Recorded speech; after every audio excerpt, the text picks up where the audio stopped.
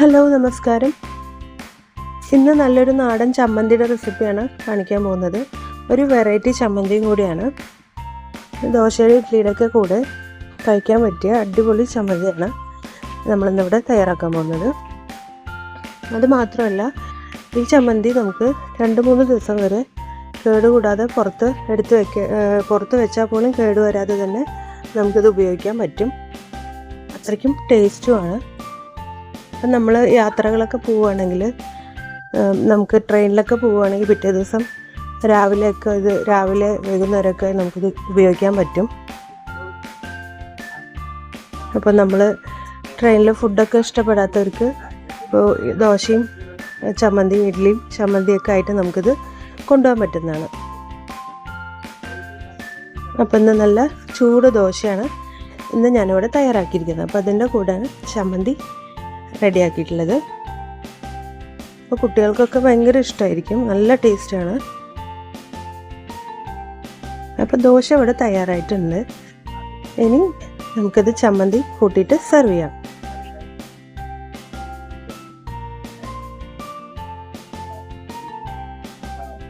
കണ്ടോ, നല്ല കളറും അതേപോലെ തന്നെ നല്ല ടേസ്റ്റാണ് ചമ്മന്തിക്ക്. അപ്പം നമുക്കിത് എങ്ങനെ തയ്യാറാക്കാമെന്ന് നോക്കിയാലോ. ഈ ചമ്മന്തി തയ്യാറാക്കാൻ വേണ്ടിയിട്ട് ഞാനിവിടെ 2 സവാള എടുത്തിട്ടുണ്ട്, 1 തക്കാളിയും 3 വറ്റൽമുളകുമാണ് എടുത്തിരിക്കുന്നത്. അപ്പോൾ എരിവ് കൂടുതൽ വേണ്ടവർക്ക് വറ്റൽമുളക് കുറച്ചുകൂടി ചേർക്കാവുന്നതാണ്. ഉള്ളി തൊലിയൊക്കെ കളഞ്ഞ് നമ്മൾ കഴുകി എടുത്തിട്ടുണ്ട്. ഇനി ഇത് നമുക്ക് ചെറുതായിട്ട് അരിഞ്ഞെടുക്കാം. അതേപോലെ തന്നെ തക്കാളിയും ചെറുതായിട്ട് അരിഞ്ഞെടുക്കാം. 2-3 കറിവേപ്പിലയും കൂടെ ചേർക്കുന്നുണ്ട്. ഇനി നമുക്ക് ചൂടായ പാനിലേക്ക് കുറച്ച് വെളിച്ചെണ്ണ ഒഴിച്ചു കൊടുക്കാം. ഇതിലേക്ക് ആദ്യം വറ്റൽമുളകും സവാളയും ചേർത്ത് കൊടുക്കാം. നന്നായിട്ടൊന്ന് ഇളക്കി കൊടുക്കാം. കറിവേപ്പിലയും കൂടെ ചേർത്തിട്ടുണ്ട്. ഇത് വാടി വന്നതിന് ശേഷമാണ് നമ്മൾ തക്കാളി ചേർക്കുക. അപ്പോൾ കുറച്ചല്ല, പാകത്തിനുള്ള ഉപ്പ് ഇപ്പം തന്നെ നമുക്കിതിലേക്ക് ചേർത്ത് കൊടുക്കാം. ഇനി ഇത് നന്നായിട്ട് മൂക്കുന്നവരെ ഇളക്കി കൊടുക്കാം. ഇതിലൊരു തുള്ളി വെള്ളം പോലും നമ്മൾ ചേർക്കുന്നില്ല. അപ്പോൾ വെള്ളം ചേർത്ത് കഴിഞ്ഞാൽ ഇത് ചീത്തയായി പോവും, പിന്നെ നമുക്ക് പുറത്ത് വയ്ക്കാനൊന്നും പറ്റില്ല.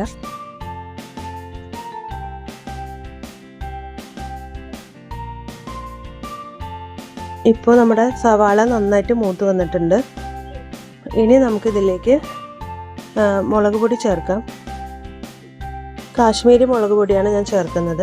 അപ്പോൾ നമ്മൾ എരിവിന് വേണ്ടിയിട്ട് വറ്റൽമുളകാണല്ലോ എടുത്തിരിക്കുന്നത്. അപ്പോൾ നല്ല കളറ് കിട്ടാൻ വേണ്ടിയിട്ടാണ് കാശ്മീരി മുളക് പൊടി ചേർക്കുന്നത്. നല്ലപോലെ ഇളക്കി കൊടുക്കാം. ഇനി നമുക്കിതിലേക്ക് തക്കാളി ചേർക്കാം. ഇനി തക്കാളി കൂടി ചേർത്ത് നല്ലപോലെ മൂപ്പിച്ചെടുക്കാം. നല്ലപോലെ റോസ്റ്റ് ചെയ്യാം.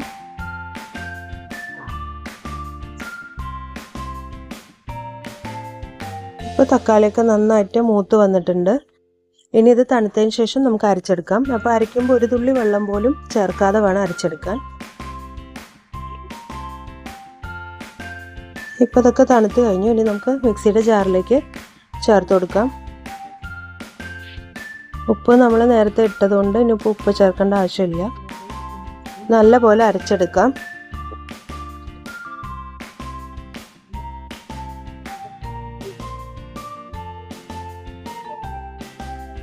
ഇപ്പോൾ നമ്മുടെ ചമ്മന്തി തയ്യാറായി കഴിഞ്ഞു. ഇതുപോലെ അരച്ചെടുക്കണം. ഇനി നമുക്കിതൊരു പാത്രത്തിലേക്ക് മാറ്റി കൊടുക്കാം. അപ്പോൾ തക്കാളിയുടെയൊക്കെ ചെറിയൊരു പുളിപ്പും എരിവും എല്ലാം കൂടെ ഭയങ്കര ടേസ്റ്റാണ് ഈ ചമ്മന്തിക്ക്. അപ്പോൾ എല്ലാവരും ഇതൊന്ന് ട്രൈ ചെയ്ത് നോക്കണം, തീർച്ചയായിട്ടും ഇഷ്ടപ്പെടും. അപ്പോൾ വീഡിയോ ഇഷ്ടപ്പെട്ടെങ്കിൽ ലൈക്ക് ചെയ്യാനും സബ്സ്ക്രൈബ് ചെയ്യാനും ഷെയർ ചെയ്യാനും മറക്കരുത്. Thank you.